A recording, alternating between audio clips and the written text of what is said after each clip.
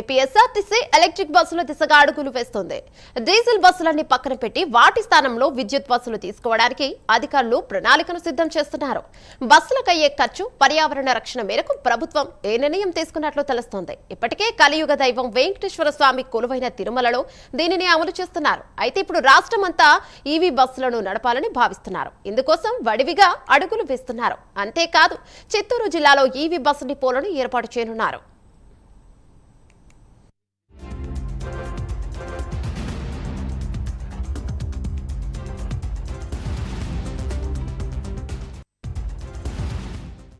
యాజమాన్యం సంస్కరణ దిశగా అడుగులేస్తుంది. ఖర్చు తగ్గించుకునేందుకు చర్యలు చేపట్టింది. ఈ నేపథ్యంలోనే తిరుపతిలో మొదటి విడతగా విద్యుత్ బస్సుల స్టేషన్ ఏర్పాటు చేసింది. అలాంటి విద్యుత్ బస్సుల స్టేషన్ని రాష్ట్ర వ్యాప్తంగా చేపట్టేందుకు చర్యలైతే చేపట్టింది. తొలి విడతగా చిత్తూరు జిల్లాలో 3 డిపోలను పూర్తి స్థాయిలో విద్యుత్ బస్సుల ఏర్పాటుకు చర్యలు చేపట్టింది. అది ఎలా అంటారా ఇప్పుడు చూద్దాం. ఏపీఎస్ఆర్టీసీ 1984 ముందు దీని నిర్వహణ ప్రైవేట్ సంస్థల ఆధీనంలో నడిచేవి. అప్పటి సీఎం ఎన్టీఆర్ ప్రైవేటు విధానాన్ని రద్దు చేసి ఏపీఎస్ఆర్టీసీని ఏర్పాటు చేశారు. అందులోనే టీటీడీకి చెందిన 75 బస్సులను కూడా ఆర్టీసీకి అప్పగించింది. దీంతో ఆసియా ఖండంలోనే అతిపెద్ద రోడ్డు రవాణా సంస్థగా ఏపీఎస్ఆర్టీసీ నిలిచింది. అప్పటి నుంచి ఇప్పటి వరకు డీజిల్ బస్సులను నడుపుతోంది. ఒక చిత్తూరు జిల్లాలోని 10 డిపోలలో 1160 బస్సులను నడుపుతున్నారు. దీంతో ఖర్చు విపరీతంగా పెరిగిపోయింది. ఆర్థిక భారంతో సంస్థ అప్పుల్లో కూరుకుపోయింది. బస్సులు పాతవి అవడంతో ఇక కొత్త బస్సుల కొనుగోలు ఇవి సంస్థకు మరింత భారాన్ని పెంచింది. ఇక ఆర్టీసీని ప్రభుత్వ సంస్థగా గుర్తింపు రావడంతో ఉద్యోగులందరూ ప్రభుత్వ ఉద్యోగులుగా మారారు.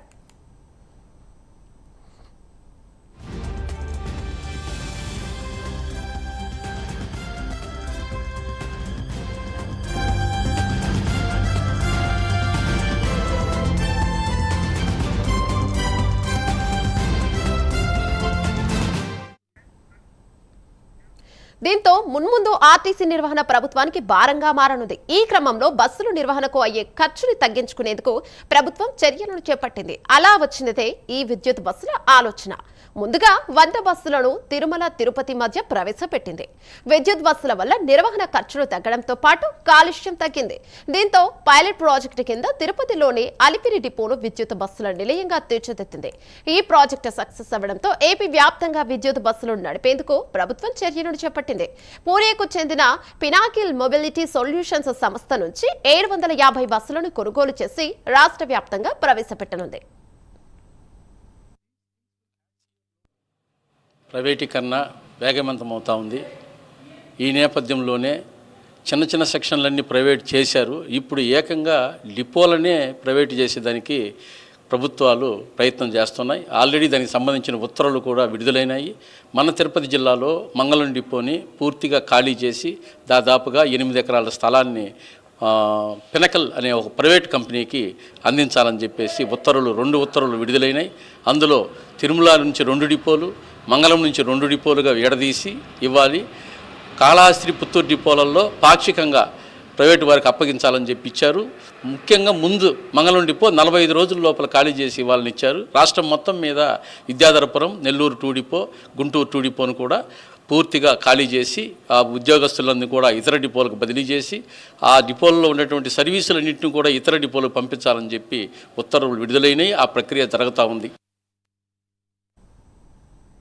ఇందులో భాగంగా చిత్తూరు జిల్లాలో తిరుమల, మంగళం, శ్రీకాళహస్తి, పుత్తూరు డిపోలను పూర్తి స్థాయిలో విద్యుత్ బస్సు డిపోలుగా మార్చనున్నారు. ఈ డిపోలలోని డీజిల్ బస్సులను ఇతర డిపోలకు కేటాయించనున్నారు. అలాగే సిబ్బందిని సైతం ఇతర డిపోలకు బదలాయిస్తారు. విద్యుత్ బస్సు డిపోల నిర్వహణ విధానంలో వ్యయభారం తగ్గుతుంది. సిబ్బంది సైతం తగ్గుతారు.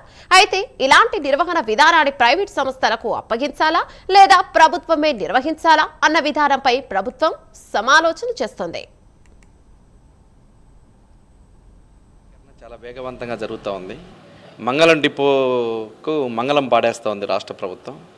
కారణం, అక్కడ ఉన్నటువంటి అద్దె బస్సులన్నింటినీ కూడా, పైన ఉన్నటువంటి ఇతర బస్సులన్నింటినీ కూడా తీసుకొని వచ్చి ఆ రకంగా ఈరోజు ఆర్టీసీని అంతా సర్వనాశనం చేయడానికి రాష్ట్ర ప్రభుత్వం పూనుకుంటా ఉంది.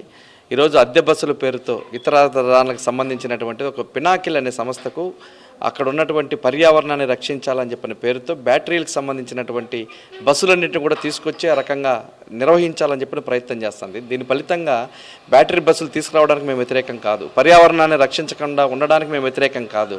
కానీ పర్యావరణాన్ని రక్షించాలనుకుంటే చాలా మార్గాలు ఉన్నాయి, అనేక రకాలైనటువంటివి ఉన్నాయి. కానీ ఇప్పుడున్నటువంటి ఆ 3000 పినాకిల్ సంస్థకి ఇచ్చే బదులు ఆ 3000 సంబంధించినటువంటి బస్సులు ప్రభుత్వం ఎందుకు కొనకూడదు? ప్రభుత్వం ఎందుకని గ్యారేజీలు పెట్టుకొని ఆ రకంగా వాళ్ళందరికీ బ్యాటరీలు విద్యుత్తుకు సంబంధించిన ఎందుకు ఉత్పత్తి చేయకూడదు? ఆ రకమైనటువంటి పద్ధతితో ఈరోజు ప్రభుత్వం ఆలోచన చేయట్లేదు. అయితే ఈ డిపోలను ప్రభుత్వం ప్రైవేటీకరణ చేస్తాయని కొందరు ఆవేదన వ్యక్తం చేస్తున్నారు. ఇప్పటికే ఉత్తర్వులు కూడా జారీ అయ్యాయని ఆందోళన చెందుతున్నారు. ఇలానే జరిగితే తమ భవిష్యత్తు ఏంటని వాపోతున్నారు. ఆర్టీసీ యాజమాన్యం చేపడుతున్నటువంటి సంస్కరణల పేరుతో చేపట్టే చర్యలు ఆశాజనకంగా ఉండాలి తప్ప కార్మికులకు నష్టం కలిగించేలా ఉండకూడదని చెప్పి కార్మికులందరూ కూడా, ఆర్టీసీ ఉద్యోగులందరూ కూడా భావిస్తున్నారు. ఆ దిశగా ప్రభుత్వం ఏ మేరకు సత్ఫలితాలు సాధిస్తుందో వేచి చూద్దాం. వీడియో జర్నలిస్ట్ నరసింహతో రవి, ప్రైమ్ 9, తిరుపతి.